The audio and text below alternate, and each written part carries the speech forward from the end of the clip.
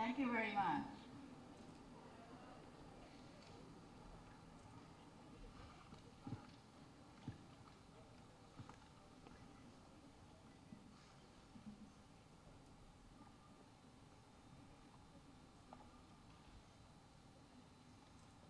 I am thrilled at this face-to-face dialogue with you as members of the world's largest youth-driven organization, conducting, among others, a global internship program among some 124 countries and including some 2,400 universities.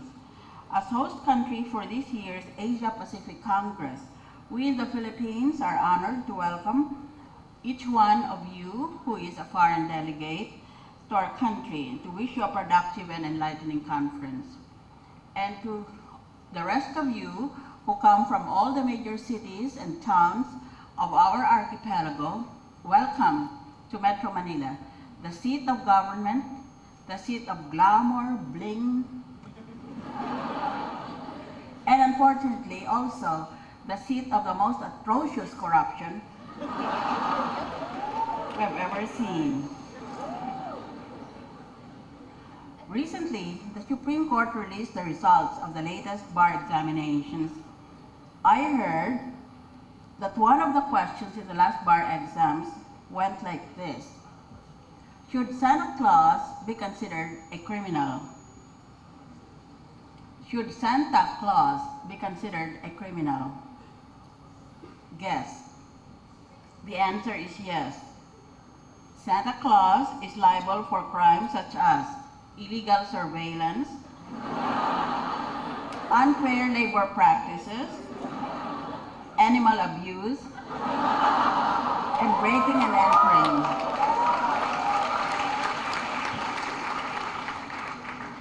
And while talking of the bar exams, let me ask you, do you know what is the result of the IQ exams of corrupt politicians? Answer, negative. One of these corrupt politicians went for a job interview and the recruitment manager said, "We're looking for someone who is responsible." "Well, I'm your man for the job," replied the politician. "In my last job, whenever anything went wrong with a PDAF given to non-existent NGOs or given to the Department of Agriculture, they always said I was responsible." Here's a pickup line for aspiring leaders.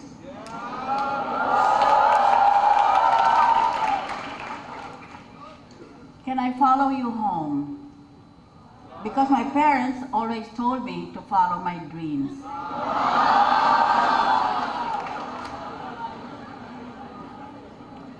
What makes a world-class youth leader? If you lead an organization that is international in scope, does that make you a world-class leader by default? Does the number of Twitter followers and Facebook friends determine who a world-class leader is? Here are some indications of youth leadership. When friends and family seek and value your opinion on who to vote for or your stand on issues that affect everyone. When you speak your purest intentions in the clearest of voices. When the ripples you make, no matter how small, in your community contribute to the bigger pond outside your borders. World-class leaders have skills and knowledge which set them apart from others, even those who are considered as good leaders. This level of achievement is the result of hard work, experience, and learning. You are not born a leader. You have to make yourself one, and this can only be the result of, to repeat, hard work, experience, and learning. Kaya ganyan ang kongreso natin dahil yung mga kasapi doon, hindi nila alam ang hard work, experience, and learning. Any person who is educable, that's a problem. Many members of Congress are non-educable. Any person who is educable and willing to study and model the best can develop these world-class leadership skills. Number one, good communication skills. Communication is an important strategy necessary for world-class leadership. Really effective leaders set mutual expectations clearly. They make sure everyone has very clear objectives and performance measures and check that they understand them. They're good at planning and at communicating the steps between where the team is at present and where it needs to be. They give continuous feedback. They give people goals to achieve, but ensure they have all the support they need from their leader and their colleagues. They make sure that achievements are recognized, and they encourage and establish team members' sense of belief. Number 2, developing relationships. World-class leaders know the value of creating relationships with employees, customers, suppliers, vendors, and even competitors, so that their organization will be more responsive and proactive in meeting the organization's goals and objectives. Strong and effective relationships are based on trust and respect and help build a positive synergy throughout the organization. Number 3, visionary. The world-class leader is a visionary. Vision is the imaginary place where an organization can go, and it indicates a gap between what is and what can be. Visionary leaders use their leadership insights to develop a vision and convince others to support and help reach the goals of the organization. Number 4, adaptive, ADA, adaptive or situational leadership. Situational leadership. Yun ang palaging tatanong ng publiko ngayon. Sinong dapat ihalal natin sa 2016? Ano klaseng leader ang kailangan? There is no correct answer to that question. The best answer we can give is that we should have a president. He or she will eventually turn out to be possibly the best president of our country if he knows how to adjust his leadership to the situation where we find ourselves. Halimbawa, nakita na natin, lahat pala itong mga senador at mga congressman, puro gago ito, nakaw ng pera ng gobyerno. Pagkatapos, pag sinumbong sila, galit pa sila. Kaya dapat sa situational leadership na yan, dapat ang presidente, puntahan niya sila isa-isa, lalo na itong mga senador, at amunin na lang niya ng suntukan. Hindi ba kuha sa pakiusap eh? On the one hand, if the team is composed of experts in the situation, has plenty of time for a collaborative approach, an adaptive leader will allow the team to formulate and implement plans collaboratively with a minimum of direction. On the other hand, if the same team has a pressing deadline, the leader may have to guide and direct the team more firmly to meet the deadline.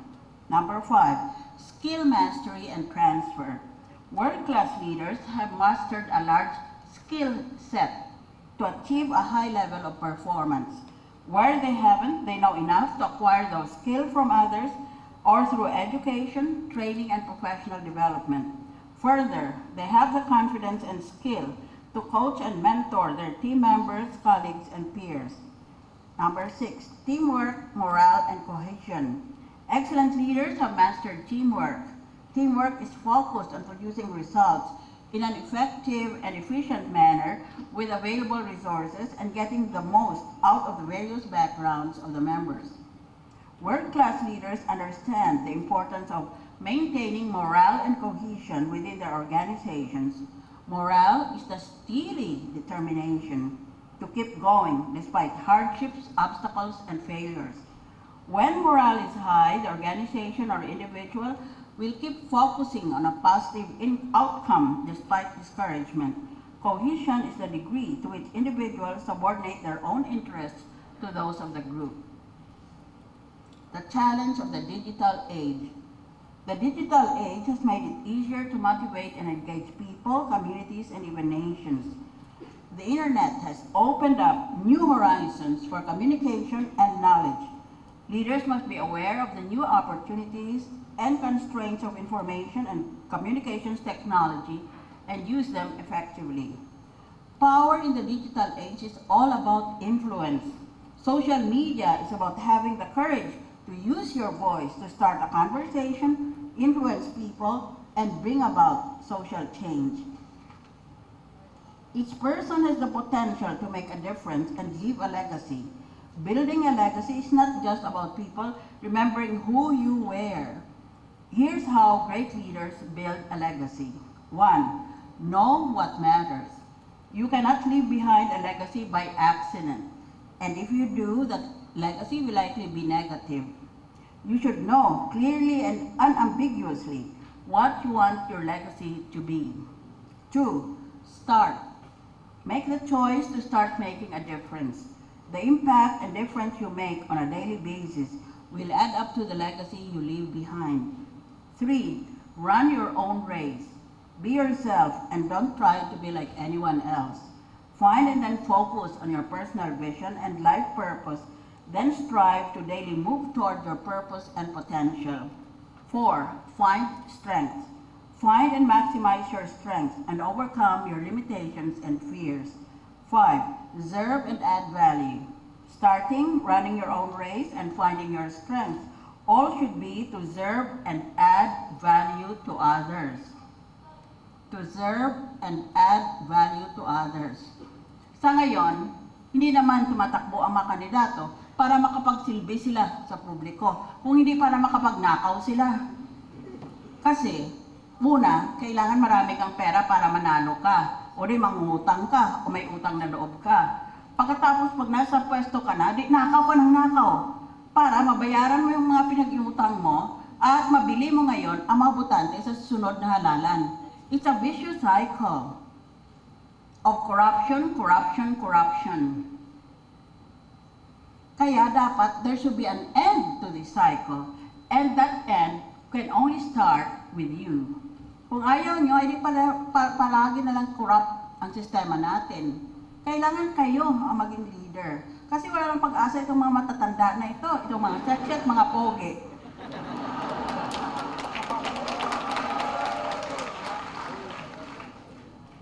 The Crimea event. Since you are potential leaders, and since I'm a student of international law, let us take this opportunity to discuss briefly what I will call the Crimea event. Crimea used to be part of the Ukraine, a country which is geographically adjacent to Russia, and where the local population speaks not Ukraine, but Russian. In a recent referendum, where 83% of the Crimeans turned out, 97% of the Crimeans reportedly voted to leave Ukraine and to join Russia. The government of Ukraine protests the referendum as violative of international law. May Russia, merong Ukraine, merong Crimea dito malapit sa Russia. In fact, ang Crimea, ang salita nila, hindi Ukraine language, kung hindi Russian.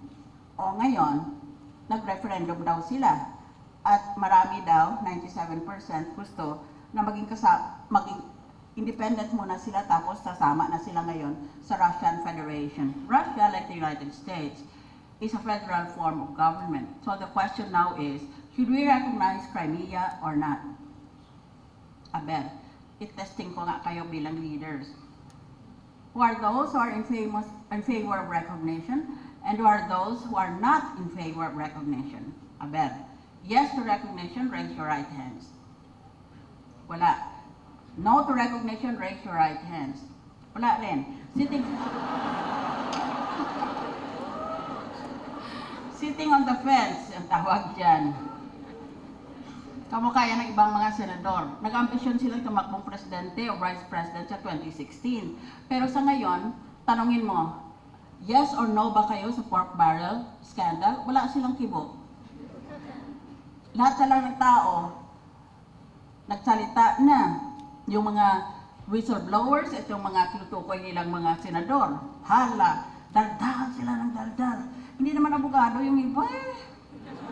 Ang dami nilang batas na alam. Well, in any event, I will not blame you because it's a very complicated question.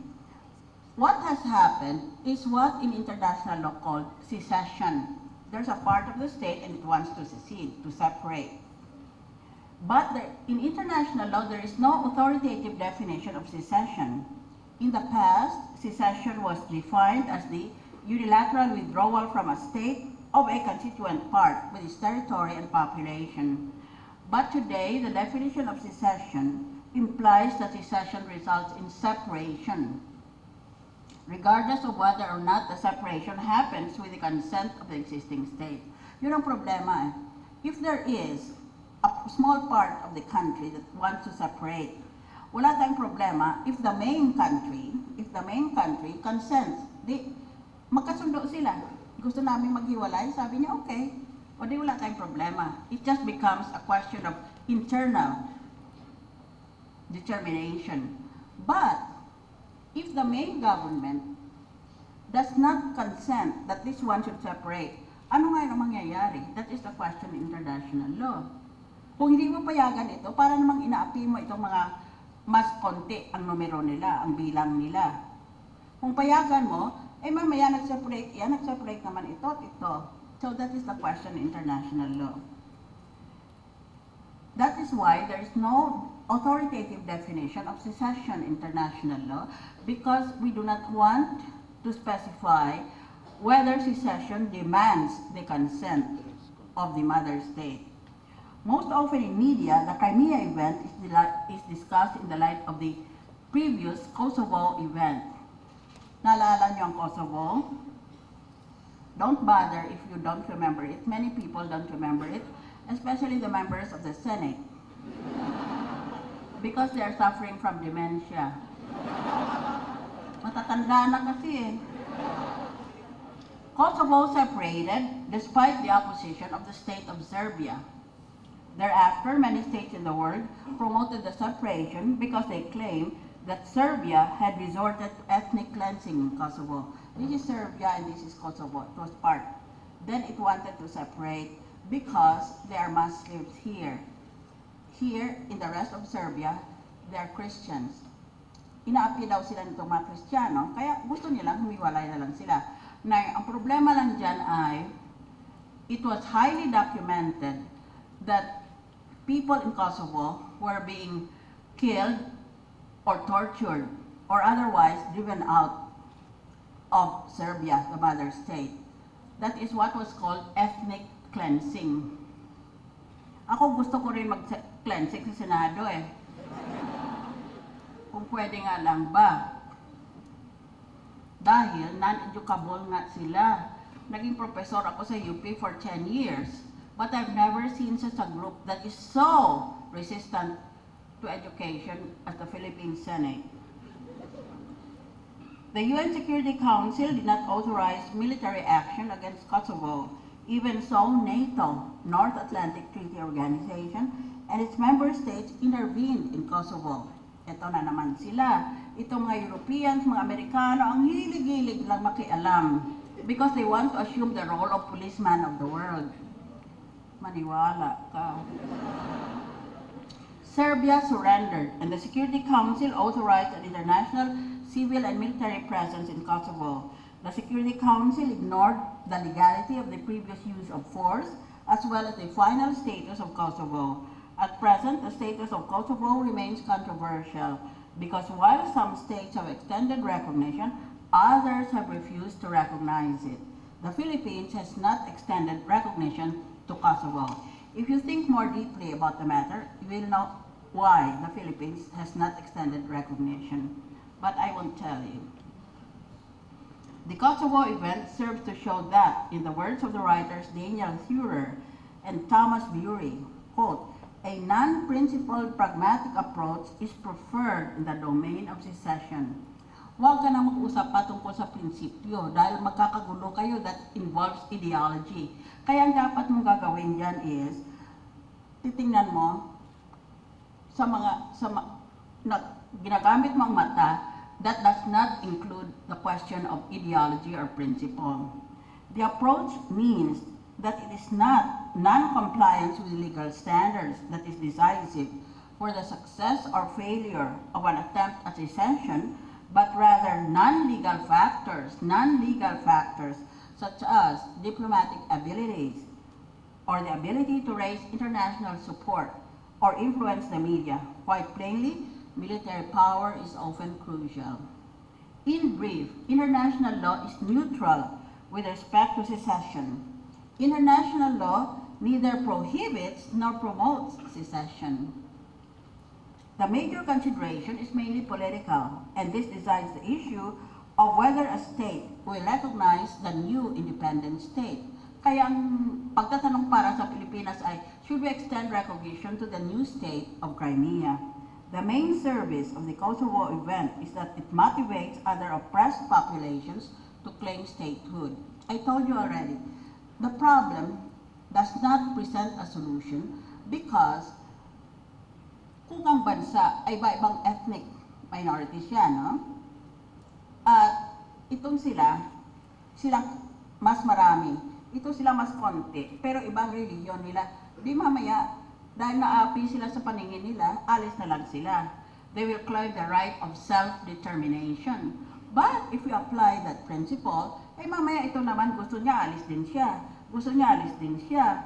In the Philippines, for example, that is already an archipelago, a small country further divided by the ocean. Hindi mo naman mapayagan yung principle of self-determination dahil wala nang archipelago pag ganyan. So this is for lawyers like me interested in international law, a conundrum. Right now it's like a puzzle. As you can see, like Kosovo, the Crimea event is not a simple case of finding a legal provision in a law book and applying it to the case at hand. Anong diferensya ng national law at ng international law? Abel? Anong kaibahan nila? National law is passed by Congress. Isn't that so? But there is no international Congress, and there is therefore no international Congress or Parliament to pass international law. Kaiba ang international law dahil hindi mo pinapasa muna sa Kongreso. Walang Kongresong ganun eh. So how do you find international law? Abel? You stayed up late last night, I can see. The Crimea event shows all of us that the structure of the international order is always undergoing change. For international law is not found in laws passed by an international parliament. International law develops from the practice of states, supranational organizations, international courts, civil society, minorities, and transnational corporations. Kukunin mo ang international law sa ginawa na sa matagal na panahon nito mga entities na ka-enumerate ko.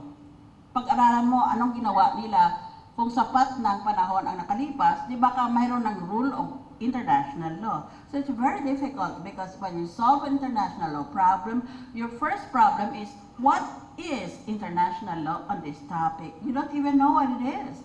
Whereas, with respect to civil cases or criminal cases, alam mo kaagad, kumuha ka lang ng civil code, kumuha ka lang ng penal code. Pero sa international, walang ganong code. In some final analysis in the future, the independence of Crimea will depend upon the acceptance of the international community.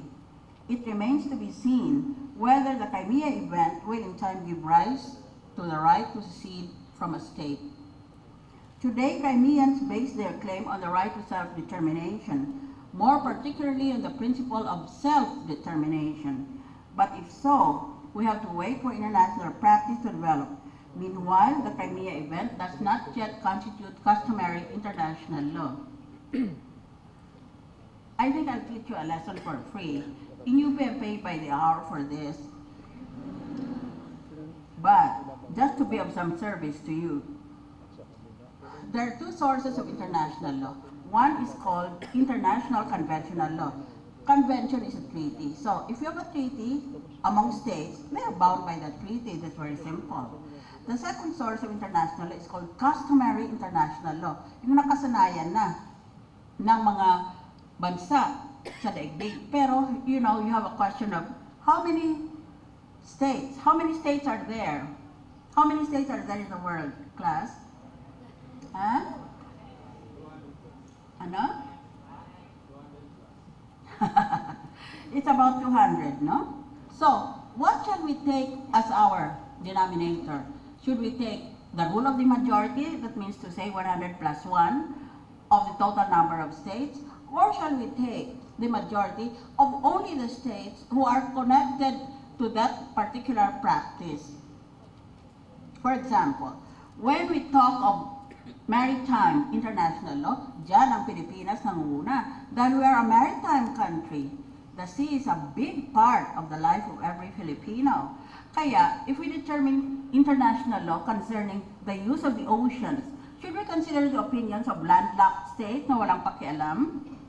That you see, already provides an example of how complex international law is. Ngayon, let me just give you a formula to determine whether international custom has arisen. International customary law consists of three factors. One is there is a practice among states. The second is that practice has been repeated over a sufficient period of time. And the third and most important and most complex factor is that there is opinio juris. Repeat it to yourself. Opinio juris. The principle is known in Latin as opinio juris sive necessitatis. This is the principle that for a conduct or a practice to become a rule of customary international law, it must be shown that nations believe that international law, believe sila, rather than moral obligation, mandates the conduct or practice. This is just to prove to you how brilliant your guest speaker is. Because these factors are so difficult to understand, I'm trying very hard to make it simpler for you. I'm also trying to attract you to the profession of international lawyer because there are more and more international lawyers in the world today. It is like the hot profession because of globalization. So if you are the sort who does not want to be bound by strict rules like you can find in the civil code or in the penal code, if you are the sort who is very analytic, international law might be a field for you. So I have just shown you how complex life can be. I've also enumerated to you what you should try to aspire for so that one day you can be known, not as a youth leader, but as a national leader, the leader of your country. Sa ngayon, wala tayong leader eh. Kanya-kanya tayong leader.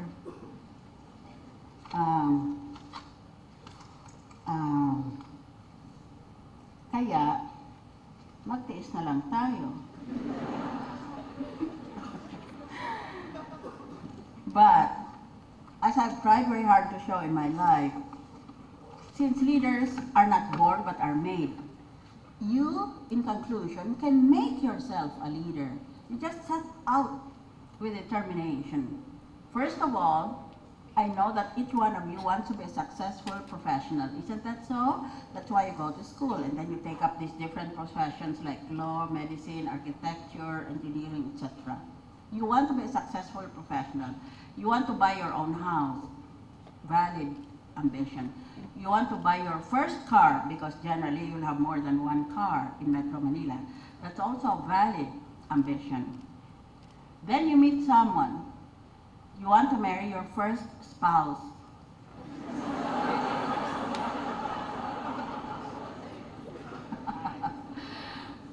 But assuming for the sake of argument that this conference is productive and helps to achieve success for you in all these aspects, which are all material in nature, when you reach my age, you will sit down and ask yourself, what am I doing this for? In other words, you will be faced with what old people call the meaning of life. For you now, the meaning of life is a boyfriend or a girlfriend. But it goes beyond that as you grow older. What is the meaning of life? If you can answer this question, I'll turn over to you all my properties in my statement of assets, liabilities, and net worth.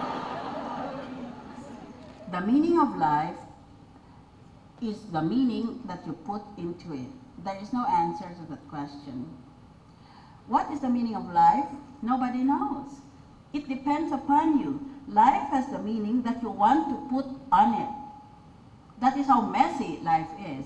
If, for example, love is the meaning of your life, then you should concentrate on raising a loving family, loving your neighbor as yourself, and then you will find fulfillment and self-realization. But the meaning of life, in more easily understandable terms, is, as God said, as Jesus said, first, Love God with all your heart and all your mind and all your soul. God is not an old man in the sky wearing long robes and prohibiting you from doing things. That is a very old-fashioned and very superstitious notion of what God is. We don't know what God is. God is simply beyond human knowledge. He's beyond our reach. But certainly, there is a force in human life that directs the courses of the action that we take. This notion we think of as God. So have your own concept of God and not think of God as male.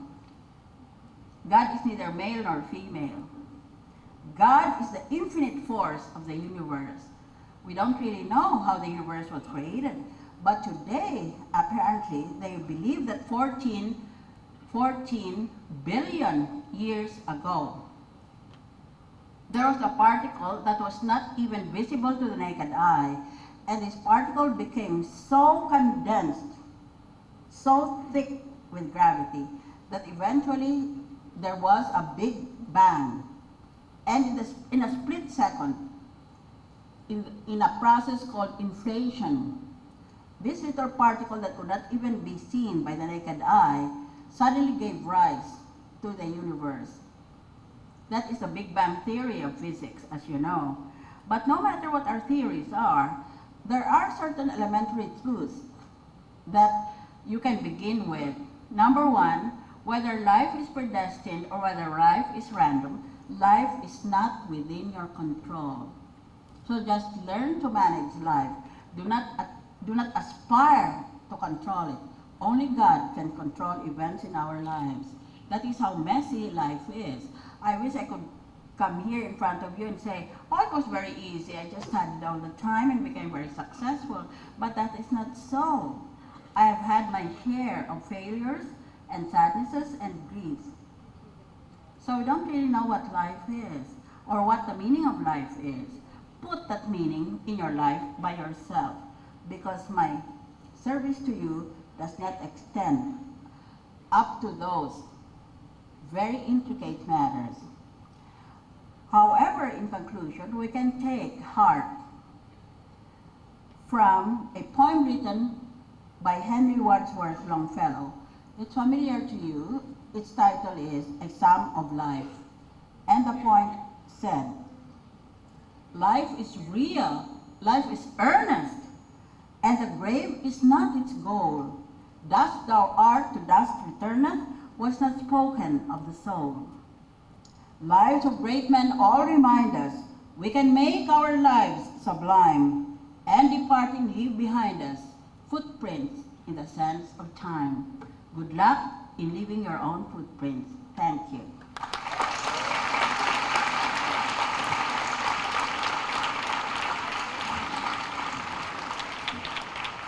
Thank you so much. Let's all give her an Isaac cheer. Hey, Isaac! Say what? Okay, so we do hope that the senator would indulge us for a little bit. We're going to be giving her a token of appreciation for joining us in today's event. We'd like to call the organizing committee to come up on stage to present the certificate of appreciation.